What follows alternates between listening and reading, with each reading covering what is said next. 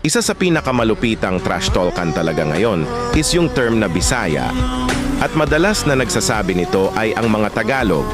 Minsan pag hindi nakakasabay sa game, ang kasama nila sabihan agad na Bisaya, Probensyano o di kaya kung ano-anong masasakit na salita. Pinakamalala na sigurong na-encounter ko ay ang pinagtatrash talk buong Kabisayaan. Pinagsabihan ba naman kaming magsasaka, walang profession at mahina daw ang mga Bisaya. Siguro tanggap ko kung ako lang ang tinrash talk nila. Okay lang, kasi sanay na ako pagsabihan ng masasakit na salita, pero ang hindi ko matanggap na dinamay lahat ng mga Bisaya. Tanggap ko na siguro na pagsabihan akong mahina. Pero ang husgahan ng pagiging Filipino tiyak na kakaiba. Para sa mga Tagalog na mahilig man trash talk sa mga Bisaya, isipin nyo.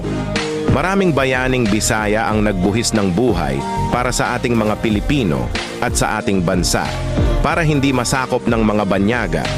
Tapos kayo nilalait nyo lang ang mga Pilipino na nasa ibabang bahagi ng Pilipinas. Sa tingin nyo natutuwa sila sa atin ngayon?